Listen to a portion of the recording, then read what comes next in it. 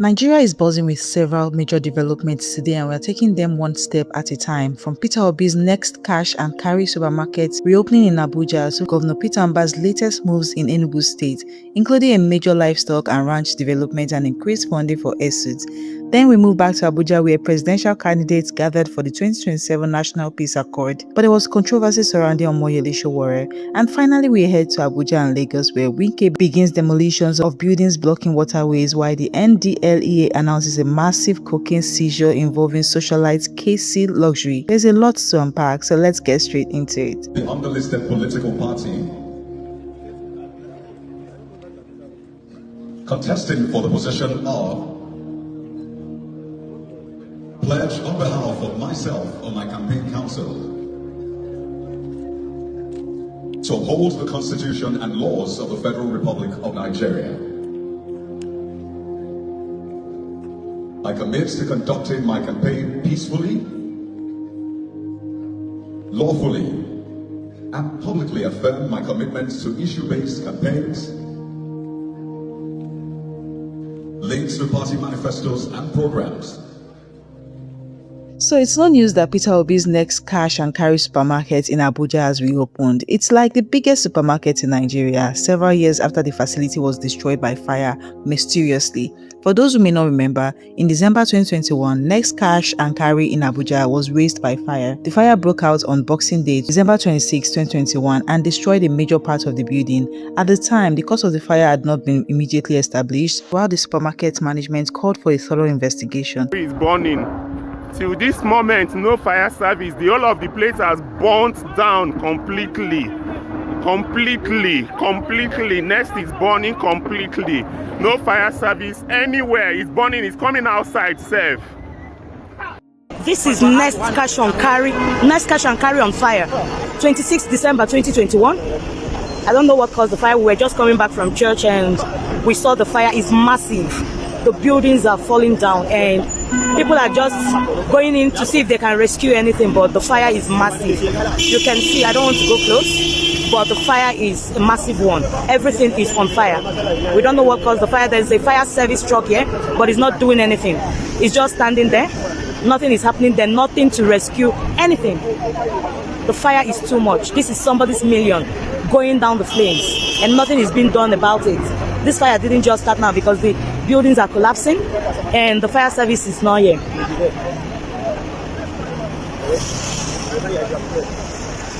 Faithful God.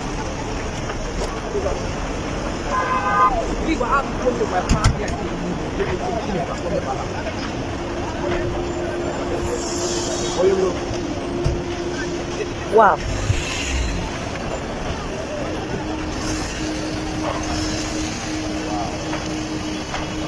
This is massive. The whole building is on fire. Nothing remaining. Nothing. Absolutely nothing. Some Hausa boys are inside bringing things out, but it's very, very dangerous. They are trying to rescue some things, but believe me, it's scary looking at it from outside. Everything is in flames. Wow, wow, wow.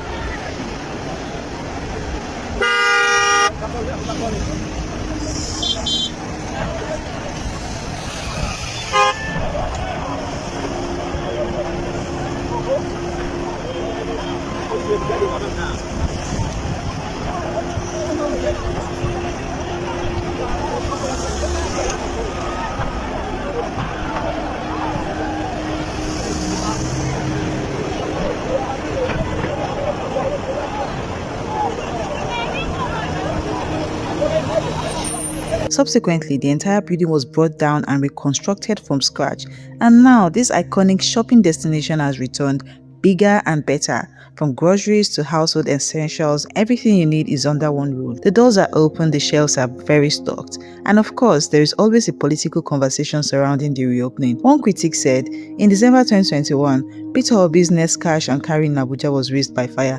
Subsequently, the entire building was collapsed to be re-erected from scratch. Today, under the same Tinubu economy that this same Peter Obi has continued referred to as a failure, he has completed the billions of naira rehabilitation and reopened it. Now, this has raised a question among Peter Obi's critics. Their argument is basically this: Peter Obi has reopened next cash and carry in Abuja. yet he spent every day telling Nigerians that Tinubu's economy is supposedly a disaster. So they ask, if Nigeria's economy is truly as hopeless as Obi portrays it, why is his supermarket reopening here instead of relocating to Argentina or Bangladesh, where he claims the economic conditions are better? The critics say the reality is glaring. Peter Obi is operating, investing, and making business decisions within the same Nigerian economy he constantly condemns. And the argument now is that you cannot enjoy the opportunities created by an economy while pretending nothing is working simply because you are positioning yourself for the same presidency. And they conclude, if Tinubu's reforms are producing results that benefits businesses, even Obi's business, then give credit where credit is due. But of course, this is now part of the wider political debate. What do you think? Does the reopening of Nest Cash and Carry prove anything about the Nigerian economy? Or can a businessman legitimately rebuild and reopen his business while still struggling criticizing government economic policies? Drop your thoughts in the comments. I think that is more bigger than I thought it was. I've missed Nest Cash and Carry so much, and I'm so happy that it's back. Like, literally back.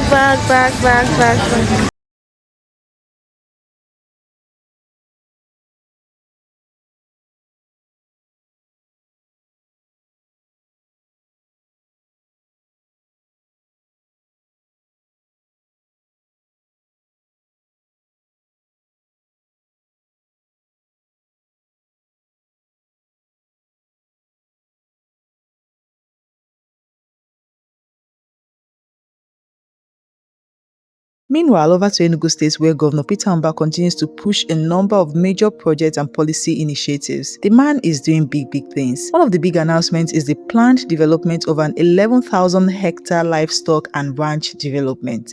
The project is being presented as a major step toward transforming animal husbandry in the state, and the objective is to keep cattle away from farmlands and streets, create employment opportunities for thousands of youths, reduce herder-farmer conflicts, improve security, and modernize livestock production.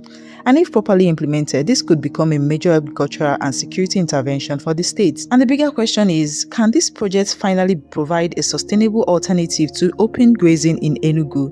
That is something we'll be watching closely. This will be a place where we produce fresh meat and beef, poultry, milk, yogurt, and other livestock products, while creating thousands and thousands of jobs and opening up new opportunities for people. Now, the plan is simple. Cattle will be moved into designated ranches where they can be properly managed, while farmers can cultivate their land without fear of their crops being destroyed. Now, let me be very clear here. Once the system is fully operational, cattle will no longer be allowed to roam freely across communities and farmlands.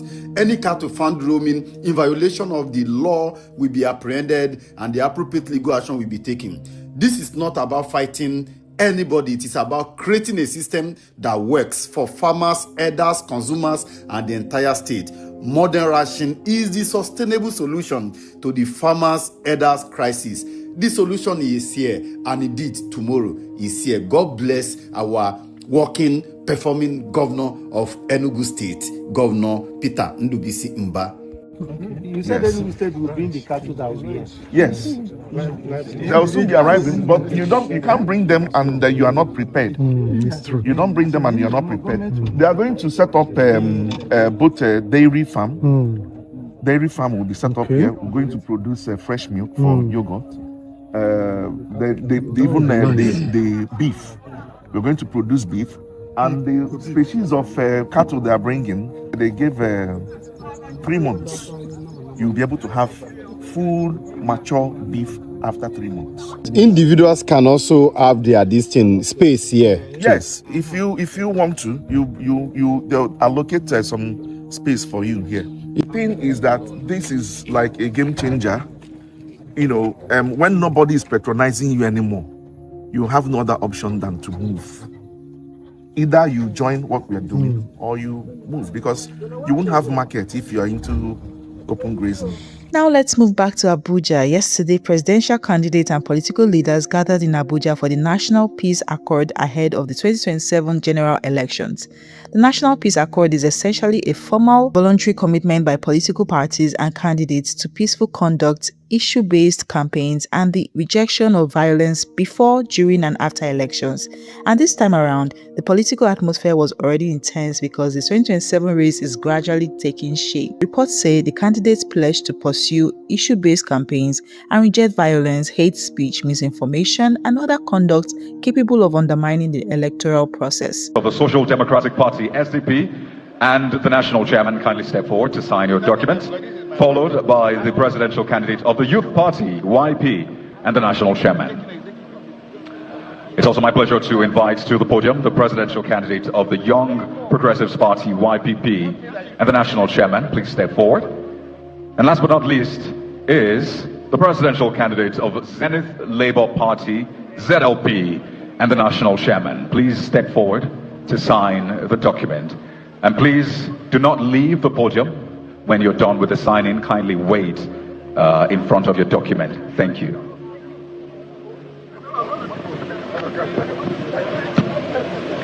This is the moment we have all been waiting for. The moment when every party and candidate says, in effect, that we may agree on how Nigeria should be run, we may agree on how we should move forward, but we agree that this nation, this great nation, must move forward in peace and harmony. As the peace. Yes.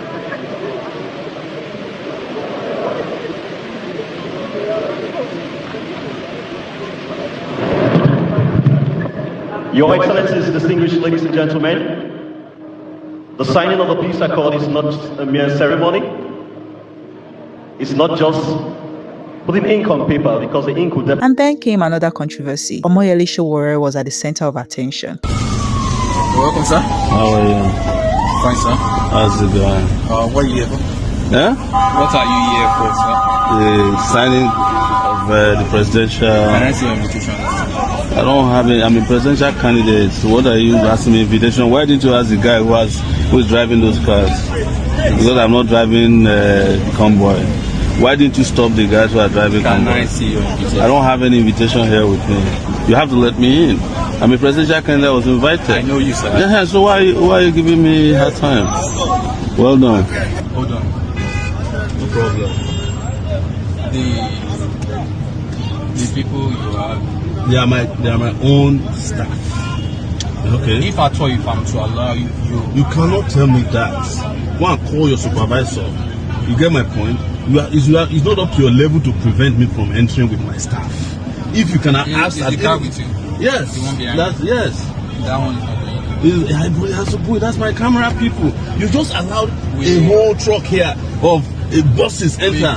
You cannot discriminate against me. You can't discriminate against me and let me get away with it. It's not possible. Good afternoon. Go and bring your supervisor. This is me, my staff. You just allowed a whole truck to enter. You didn't even ask them. You are telling me you don't have right. Yes, you can wind down and see them. What's wrong with you people? How are you, sir? Yeah. Hello. Thank you very much. Come. No, wait. He's going in. He's going in. That's my photographer. He's going in. The following vehicle? Yes, he's going in. There's no space for the car. No. Please. Then you can allow them in and they can drive out. No. They want to draw. No. If you let them in now, they can walk in. Then I'll drive behind them. Walking in is not a problem. You can walk in. What's your problem? You just allowed somebody to drive in with a coaster. You just allowed somebody to drive in with a coaster. And it's my son. You are telling me I cannot go in. It's not possible. Except, yes, now they know now. You have. If I bring 100 people here, you must allow them in. You just allowed some rogues to enter this place now. You are telling me I can't go in. Rubbish people. Everybody must enter. Anybody I bring, you must let them in. How are you? If they allow my cuckoo, my gate man, I could bring them on.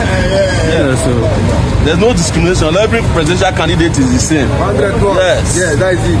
If not Atiku, Tinubu, all of us. Yes, that is it.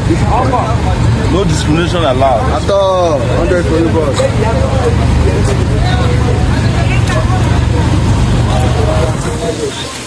Still in Abuja, FCT Minister Nyesom Wike has ordered the demolition of houses and structures obstructing designated waterways and drainage channels.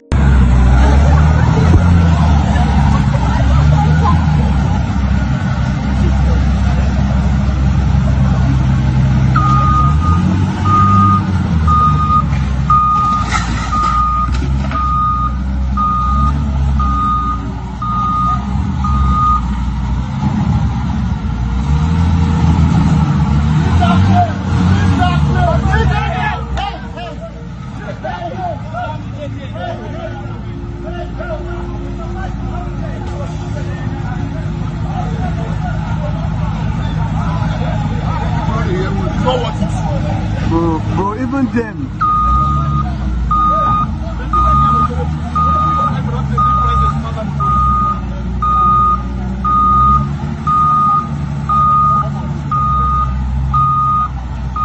This comes after recent flooding in parts of the Federal Capital Territory. Wike said structures blocking waterways would be removed and reports indicate demolition activity began in parts of Maitama. The minister has also insisted that influential people should not expect special treatment, and this is where the story becomes particularly interesting because in Abuja, questions about buildings constructed in areas designated for waterways have been around for years. But now the question is, will the demolition exercise be applied equally, whether the property belongs to an ordinary Nigerian, a businessman, politician, or senator? Wike has signaled that nobody should assume they are untouchable. So as these demolitions continue, Nigerians will continue and definitely be watching to see how the exercise goes.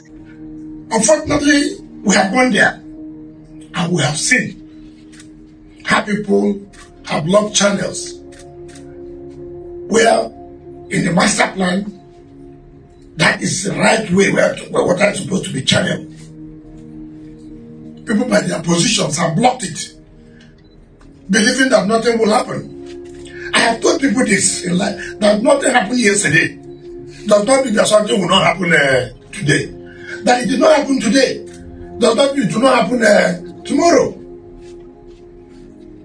Now you have done your own by blocking the water channel and nothing has happened.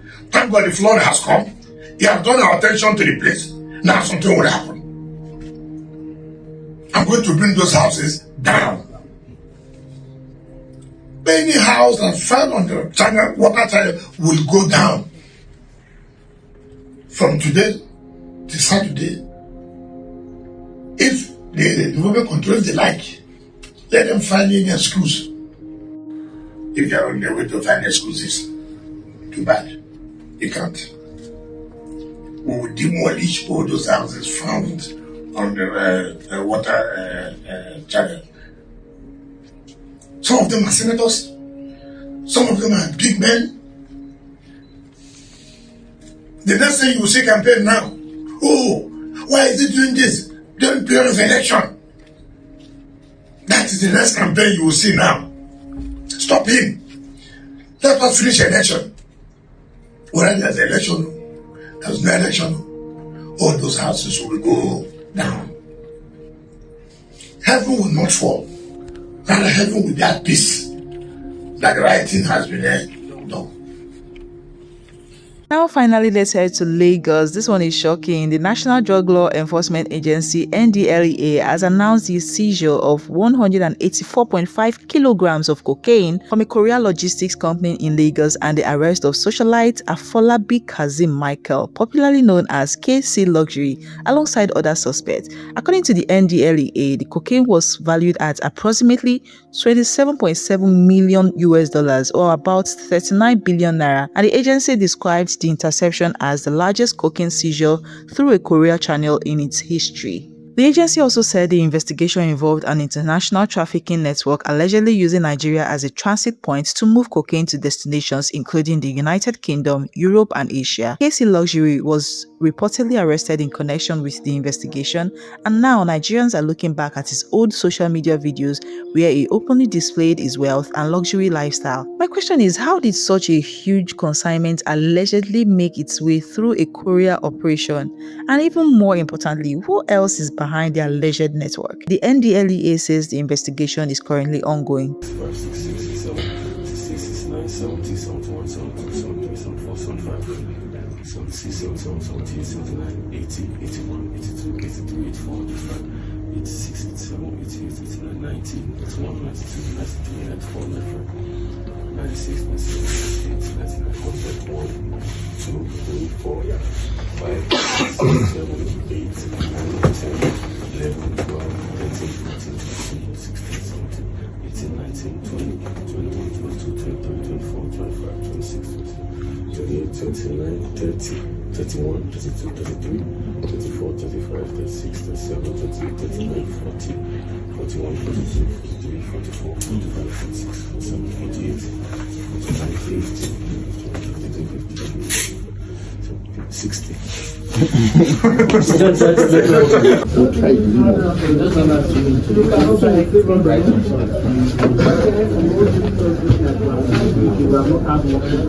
No, they're still snacking. No, it's fine, it's fine. Yeah, it's fine. Okay, how you doing?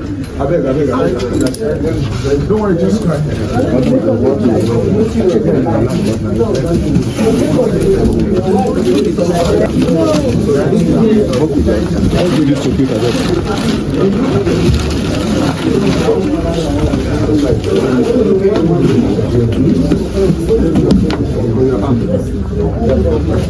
How do you want to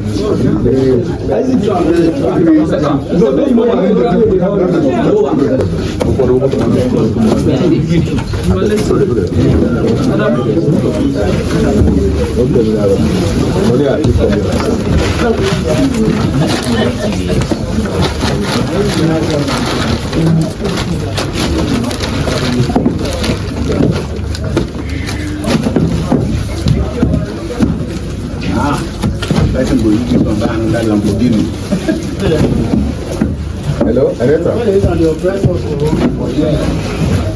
Hello, Ereta.